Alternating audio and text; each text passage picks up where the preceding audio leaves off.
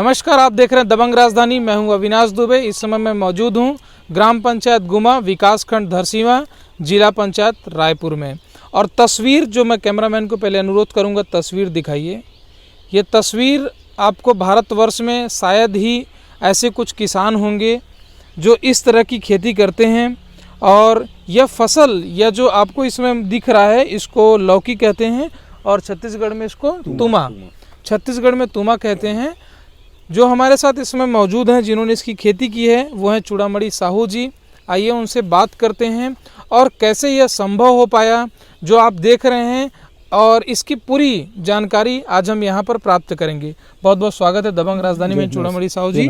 बताइए इसको आपने कैसे पाला पोसा और इसकी शुरुआत आपने कैसे की? जी, मैं इसके पहले पूर्व वर्ष भी मैंने इस फसल का जो तुमा अपन लौकी की जो बात कर रहे हैं, उसको पूर्व वर्ष भी मैंने ट्राई किया था। और नेचुरली मैं मेरे घर यूज़ के लिए इसको ट्राई करके देखता हूँ कि उस ज़मीन पे जो ज़मीन मेरा जो है काली मिट्टी वाला ज़मीन, उसको एक्सेप्ट करता है कि नहीं करता है करके। तो उस समय भी काफ़ी फल फूल लगा हुआ था, काफ़ी बहुत अच्छा फसल हुआ था।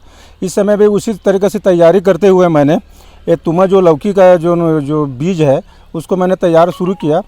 इसको मैंने बारिश के टाइम में लगाना शुरू किया था, बारिश के पहले थोड़ा थोड़ा से। उस समय से अभी तक उसके बाद फिर अच्छा से फल लगा हुआ है। तो जहाँ पर देखा इसका आकार बढ़ रहा है, 5 किलो से 7 किलो हुआ, 7 किलो से 10 किलो हुआ, 10 किलो से 12 किलो हुआ। जब ज़्यादा बृहद आकार अगर बढ़ने लगा तो मैंने इसको वेट करके देखा 1 हफ्ते पहले, जिसका वजन था 28 केजी 650 ग्राम का, 650 ग्राम का इनका वेट रहा है।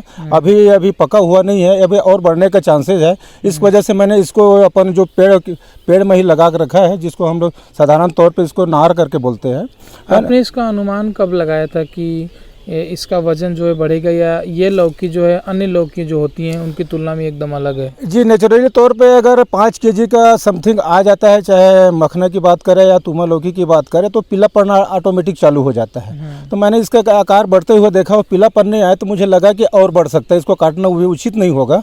तो मैंने इसको बढ़ना शुरू किया। तो जो नेचुरली जिसमें खाद वगैरह लगता है, जो जनरली जो गांव के किसान लोग डालते हैं, जैसे पोटास हो गया, यूरिया हो गया, डीएपी हो गया, और जैसे फूल फल लगे तो उसमें अपन विटामिन का और कीटनाशक वगैरह दवाई जो छिड़कते हैं, बस नेचुरली मैंने वही किया है। बाकी अन्यथा इसमें और कुछ अनेक प्रकार से जैविक वगैरह और जो खाद वगैरह का प्रयोग नहीं किया जाता मैंने पढ़ा, जितना मैंने जानकारी इकट्ठा की है जी, उसमें अभी तक 43 है।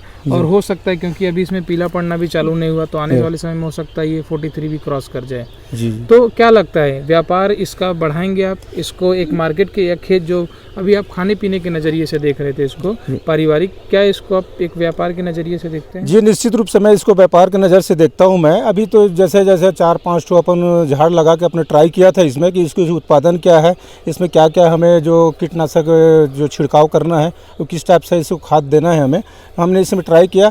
और निश्चित रूप से भविष्य हम इसको बिजनेस के तौर पे ले जाएंगे और काफ़ी अच्छा हद तक इसको आगे बढ़ाएंगे इस तुमा को। आसपास के जो क्षेत्र हैं वो पूरे इंडस्ट्रियल हैं जी, उसके बावजूद भी आप इंडस्ट्री के क्षेत्र से कुछ ही दूर पर इतना अच्छा और बृहद पैमाने पर खेती कर पाए हैं इस बंजर ज़मीन पर, ये सब कैसे संभव हो पाया? जी, अब देखो, हम लोग देखते आ रहे हैं शुरू से कि यहाँ पे एक्चुअल में एग्रीकल्चर करना बहुत बड़ी चैलेंज वाली बात है, क्योंकि ये पूरा इंडस्ट्री सरकार से जुड़ा हुआ है।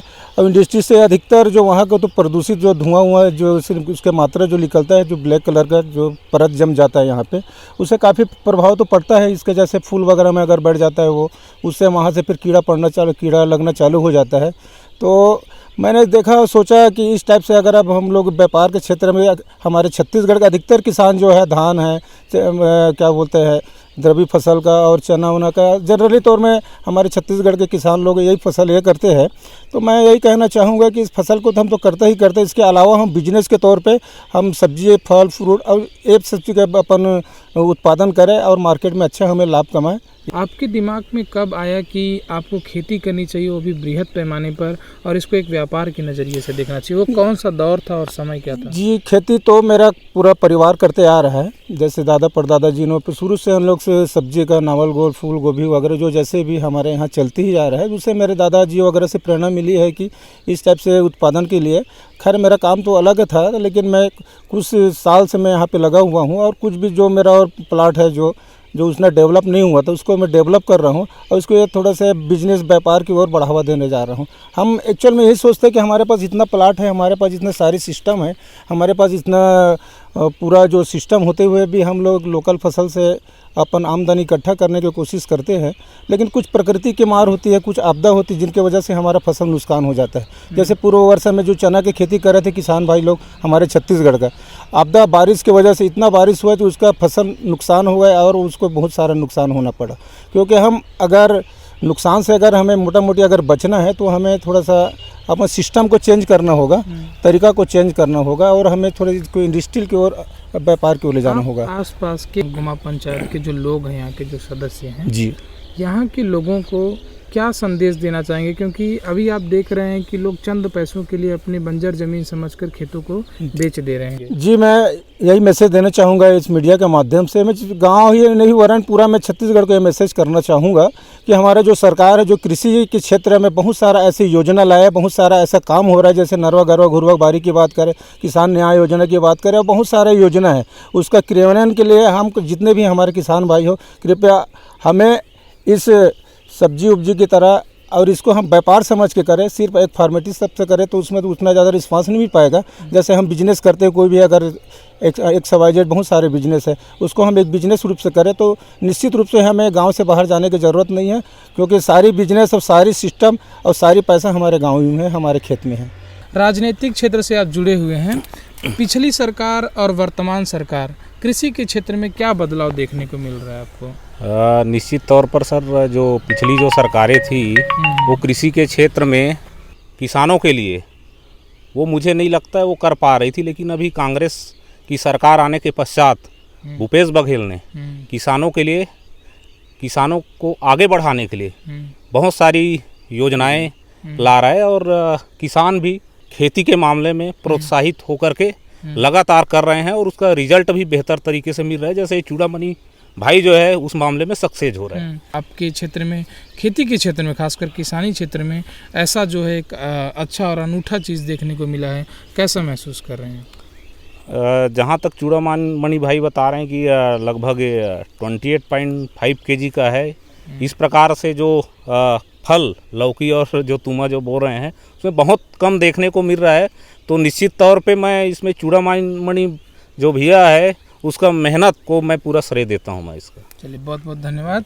ये थे चूड़ामणि साहू जी, जिनके मैं अभी ग्राम पंचायत गुमा में मौजूद था और ये उनका जो है पूरा बाड़ी है जिसमें उन्होंने चना और धान और साथ में गेहूं की खेती की हुई है।